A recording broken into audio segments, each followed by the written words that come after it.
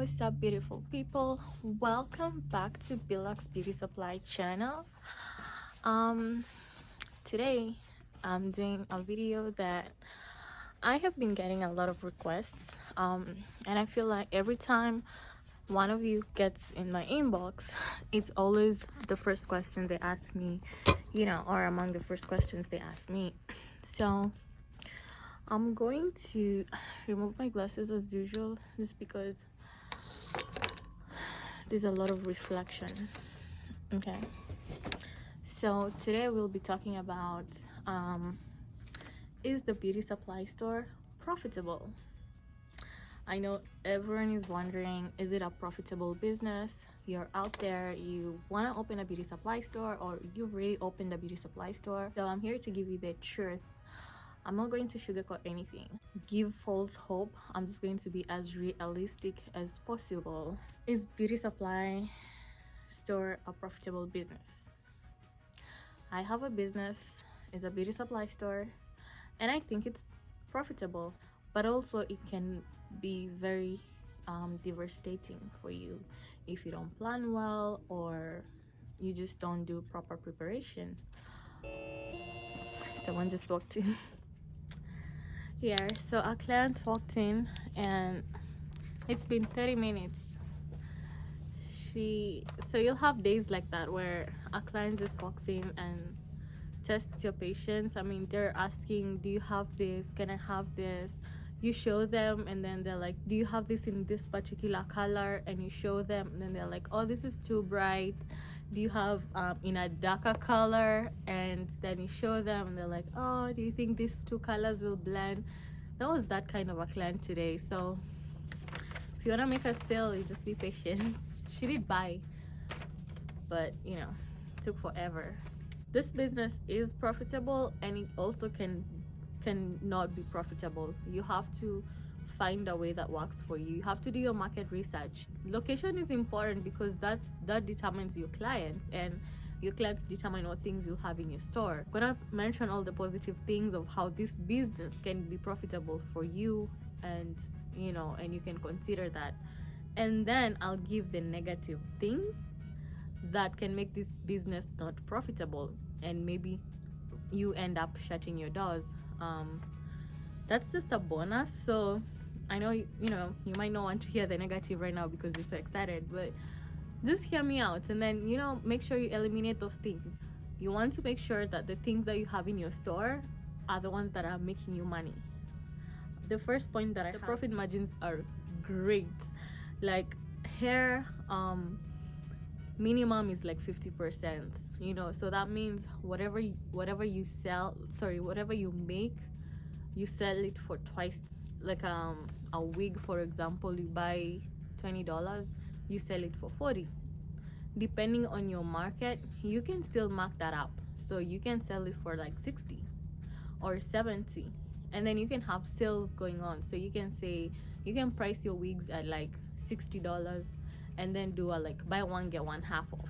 So you're selling one for like $30 and another one for like $60, and you bought it for 20. So one wig you're getting just like $10 on top, but the other one you're getting like $40 on top. So $50 profits for 2 wigs.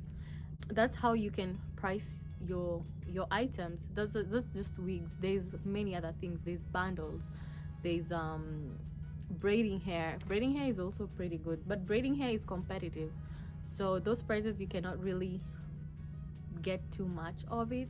I think the common practice is either like ×2 what you purchased for, or do like a ×2 minus $1, so to get a good price within your competitors.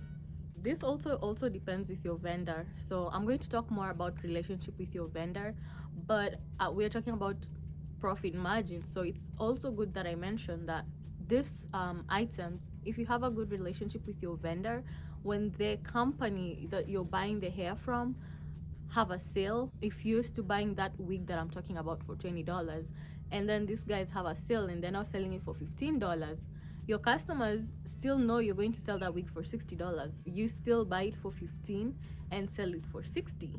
That's a good price. And I'm sure you're there looking at this video and you're like, kids, are you for real? Like, I can buy something for $15 and sell it for $60. Yes, but you're going to also have a lot of expenses. There's putting electricity in your building, there's putting heat in your building, there's insurance, there's all these other costs that are also eating into that profit that you're looking at. There's also shipping charges. Next thing is, and actually I was having a conversation with a friend of mine. She wants to do a business for just hair, and I was talking to her about the quality, like the quality of hair, like human hair. There's a lot of people out there who are selling human hair, don't get me wrong, but the market will never be saturated. You know, if you have a good quality human hair, you'll sell it for premium price, you'll make good money. You just need to be patient and market yourself well. And guess what? Word of mouth.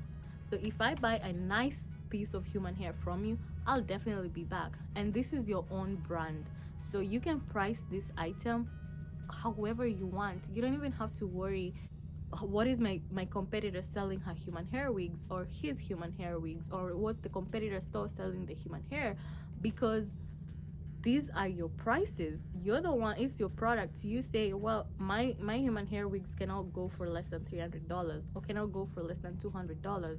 That price, that's you. Having a quality item that's your own brand in your own store is really good, because you put the price, and the client will never come to you and say, your human hair wig is too expensive, I can buy from the other store. You'll just be like, it's not the same quality, you know. And you can always have like, so I'll give an example of our store. We have our own line of human hair, and we also have vendor human hair. We get them from the Zuri, Sensational, Outre human hair wigs. They sell theirs for like $70-$80, and you can multiply that and sell it for like $180, $190, $160, $150, whatever. And then I have mine that I sell for like $280, $300, $400. So when you look at those prices, if they come to me and say, oh, your human hair is expensive, I'm just like, well, this is our own brand, is a premium brand. If you feel this is expensive, you can buy this that's cheaper. It's like less than $200. They feel the texture, they see the price is okay, you know, for what they expect, but the quality is not. So they still pick my higher end premium human hair. The price point at cost, this also comes into play. So I talked about how the vendor relationship you have, they give you good prices. So they sold you this week the first round $20. They tell you, hey, we have a sale going on, if you buy some today, $15. Some vendors say, you know, if you buy 100 pieces, I'll give you for $12. Keeps going down. So these are things that you want to talk with your vendor and say, hey, if I buy more, they have maybe a minimum order quantity. So if you meet their minimum order quantity, they'll give you a good price. Then another thing to consider is, are you buying from a wholesaler or are you buying from a retailer? I can have someone walk in the store and say, hey, I want to start a small business of selling hair. Can I be buying from you? Then I go sell. I mean, I can decide to sell my premium human hair to them for like $200, because I know they can still charge it $400 or $350. This person is making $150 profit, you know, depending on their clients, but they're not buying from a wholesaler, they're buying from me as a retail. So also find out who your vendor is. Is your vendor a wholesaler? Is your vendor a distributor? Or is your vendor also a retail person? So when you're sourcing your hair from China, you want to find out, is your vendor a manufacturer or a distributor? Because some vendors are selling directly from the factory and some are not. Some are buying from the factory and then coming up and marking up their own profits and then selling it to you. So you want to know who is your vendor. Are you buying from, you know, what type of a vendor is it? Because that will also affect the price that you're buying it from, and ultimately eats into the profits of your business. Another thing that I should mention about price point at cost is also like shipping charges. Many vendors in this business have a minimum that if you meet, you get free shipping. I have a vendor that I have spent so much money with, but they still don't give me free shipping. So find out what kind of a company this is, because I have also other companies that if I spend like $1,000, they give me free shipping. Some say if you spend $3,000, they give you free shipping. Some, if you spend just $300, they give you free shipping. And also, you want to find out vendors who are within your locality if you can. So I'm in the Chicago suburbs, and there's some companies that are within Chicago that can ship to me for free. I would, of course, prefer to buy from a company that's close by, so I can save on some shipping money. I've already talked about the relationship with your vendor, because that will help if your business is making profit or not. Your relationship with your vendor will give you good deals, good sales, end of year. So sometimes the company has been selling this particular item for about a year. It's towards the end of the year, and they want to maybe discard everything else that's in their store. That also happened to me in January and in December. There were some companies that were getting rid of items in their warehouse. They were just preparing for new stuff coming in January. So this this sales rep is a friend of mine, or we have developed this good relationship. So this person sent to me these items at a very discounted price. And then there's some big companies that actually sell their items for like 90% off, or like ridiculous prices like $1 an item, or like $5 an item. And this could be like crochet hair, packs, the one pack solutions for sewing and quick weaves, that kind of stuff. So you want to really build a really good relationship with your vendor sales rep. Another thing that will help you with your vendor relationship is terms. Everyone will always talk about terms. Terms means that you have a 30-day term, 60-day term, 90-day term even. Means the vendor supplies you the items, you keep them in your store and sell them for a month, and then pay them off the next month. Some will give you 60 days, it's 2 months. Some will give you 90 days, 3 months. Depending on the relationship, this can help you offset some costs up front, and also ensure that your business is profitable, because you can stock up and have more items in your shelves and then have more sales and end up having more profits. So that relationship with your vendor gets you better term as well. Items that give you good profit. You want to focus on having those particular items in your store, and to make sure that when a client walks in, you greet them nicely and everything, and be like, is there anything that I can help you find? Have you seen this new style, new wig style? Have you seen this new clippings? Have you seen this new crochet hair? If I already got a nice deal from my vendor, there's this sewing packs that I got for like $5, and maybe I'm selling for like $29.99 or $19.99. I'm getting good profit out of it, right? And I want to sell it. So when someone walks in and say, hey, I'm just wondering what I should do over the weekend, or I have a wedding coming up and I can decide what to do for my friend's wedding, or I can decide what to do for my birthday, then you can say, have you seen this new quick weave style? Have you seen this new ponytail? Because I'm trying to sell those things that give me more profits. So that's how you can also stay profitable in your store. So if someone is walking in, they're looking to buy a wig, you can just say, synthetic wigs don't last that long, but if you buy a nice human hair wig, you can keep this wig for like 3 years. You can just wash it nicely, condition it, treat it like your own hair. You can sell it, that you're selling things that are more profitable in your store. So things that make more profit for your store will be things like accessories. We don't have a lot of accessories yet, just because we have not gotten into that market yet.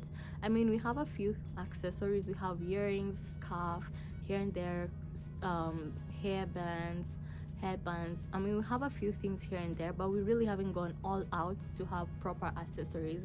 This means things like hats, makeup, handbags, clothes, jeans, dresses, two-piece, all those accessories. Those are good, because if you're sourcing them and then coming up and marking up the price properly, you can make good money, because the things that you carry in your store, the other beauty supply store might not be carrying that. And also trendy stuff. There was a time like the far slippers were so trendy. Summer is coming up. People want to get out. People want to dress in nice fancy stuff. So just pay attention to the trend and then have those accessories in your business. Those ones are good money makers. They're good profits. I haven't done it yet. I'll probably do it. I'll probably tag you along when I decide to expand on accessories for the business, but we're not there yet. We're still a new business. We've been focusing on different sections of the business. We started out with products, we had shelves full, we went to wigs, we took care of that, we went to clippings, we took care of that, we went to sewings and human hair bundles, we took care of that. So we're just growing the business slowly, taking care of different sections until we are a full-fledged beauty supply store. So don't feel pressure. You're not gonna be Walmart right away. You'll start somewhere, but you'll get there. Okay, your target market is Black people or African American, and these are going to be the majority of your clients. So 80% of people walking in that store are going to be Black and African American, because those are the people who go into the beauty supply store. But don't ignore the Hispanic and the Caucasian and all these other group of people. Even there are men actually who come in here and they buy wigs, and they buy even like nice human hair wigs. They don't budge on quality. They want the best for themselves. Hispanic also come into the store. They buy items for themselves. Caucasian clients, clients who are experiencing hair thinning, alopecia, older clients who are losing hair, like elder women in their 80s, 70s. They still want to look good, still want to look nice, so they're coming in to buy a nice piece of wig. You want to have products that are catered to them. You want to have blonde wigs, you want to have brown wigs, you want to have wigs that are like 427, you know, the color 16, 4630, you know, you want to have that kind of texture. You know what I'm talking about. I'm actually gonna do a video about things that you can have in your store to cater for this other group of people who don't actually come to the beauty supply store often, but who will pop up in your store every once in a while, and you want to make sure you have items for them. They're coming in, they never come to a beauty supply store, but they're coming in because they're looking for that particular one thing, and it doesn't matter what the price is. If it's good quality, they're gonna get it. Okay, and it doesn't have to be big. I just have a tiny section that I can show them a few things in there. And again, if I don't have it, I always say you're free to order. You can give me deposit, I'll source it for you, I'll order it, and I'll let you know once it comes in. I'll give you a call, I'll text you, whatever. Don't let that sale go. Take the money. Thanks so much for watching. I had to end the video here so that it's not very long, but stay tuned for the next video, because I'll be talking about why is your store not profitable. All right, see you in the next video. Bye bye.